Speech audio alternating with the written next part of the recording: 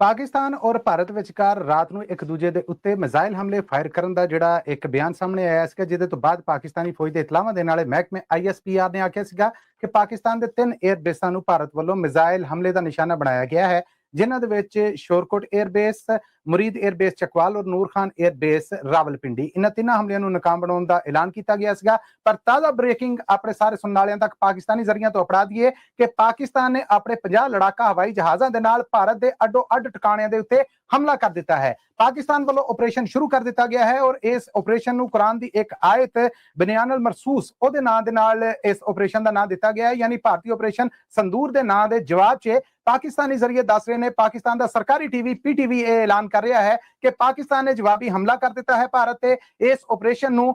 ਬਨਿਆਨਲ ਮਰਸੂਸ ਦਾ ਨਾਮ ਦਿੱਤਾ ਗਿਆ ਹੈ ਔਰ ਇਹਦੇ ਤਹਿਤ ਹੁਣ ਤੱਕ ਸਾਡੇ ਤੱਕ ਜਿਹੜੀਆਂ ਇਤਲਾਹਾਂ ਅਪੜ ਰਹੀਆਂ ਨੇ, ਉਹਨਾਂ ਦੇ ਮੁਤਾਬਕ ਭਾਰਤ ਦੇ ਵਿੱਚ ਬ੍ਰਾਹਮੋਸ ਮਿਜ਼ਾਈਲ ਦਾ ਜਿਹੜਾ ਸਟਾਕ ਆ ਉਹ ਭਾਰਤ ਦਾ ਤਬਾਹ ਕਰ ਦਿੱਤਾ ਗਿਆ ਹੈ। ਪਠਾਨਕੋਟ 에ਅਰਫੀਲਡ ਹੈ ਜਿਹੜੀ, ਉਹਨੂੰ ਪਾਕਿਸਤਾਨੀ ਜ਼ਰੀਏ ਨੇ ਜਿਹੜੇ ਉਹ ਤਬਾਹ ਕਰਨ ਦਾ ਦਾਅਵਾ ਕਰ ਰਹੇ ਨੇ ਔਰ ਇਹਦੇ ਨਾਲ ਨਾਲ ਉਧਮਪੁਰ 에ਅਰਬੇਸ ਇਹ ਹੈ ਜਿਹੜਾ, ਇਹਨੂੰ ਵੀ ਤਬਾਹ ਕਰਨ ਦਾ ਆਖਿਆ ਜਾ ਰਿਹਾ ਹੈ ਔਰ ਪਾਕਿਸਤਾਨ ਦੇ ਲੜਾਕਾ ਹਵਾਈ ਜਹਾਜ਼ ਇਸ ਆਪਰੇਸ਼ਨ ਦੇ ਵਿੱਚ ਹਿੱਸਾ ਲੈ ਰਹੇ ਨੇ। ਪਾਕਿਸਤਾਨ ਵੱਲੋਂ ਭਾਰਤ ਦੇ ਉੱਤੇ ਜਵਾਬੀ ਹਮਲਾ ਕਰ ਦਿੱਤਾ ਗਿਆ ਹੈ, ਉਹੀ ਹਮਲਾ ਜਿਹਦਾ ਐਲਾਨ ਕਈ ਦਿਨਾਂ ਤੋਂ ਕੀਤਾ ਜਾ ਰਿਹਾ ਸੀਗਾ ਕਿ ਜਵਾਬ ਦਿੱਤਾ ਜਾਏਗਾ। ਹੁਣ ਪਾਕਿਸਤਾਨ ਦਾ ਸਰਕਾਰੀ ਟੀਵੀ ਐਲਾਨ ਕਰ ਰਿਹਾ ਕਿ ਪਾਕਿਸਤਾਨ ਦੇ 3 에ਅਰਬੇਸ ਨੂੰ ਨਿਸ਼ਾਨਾ ਬਣਾਉਣ ਤੋਂ ਬਾਅਦ ਭਾਰਤ ਨੂੰ ਜਵਾਬ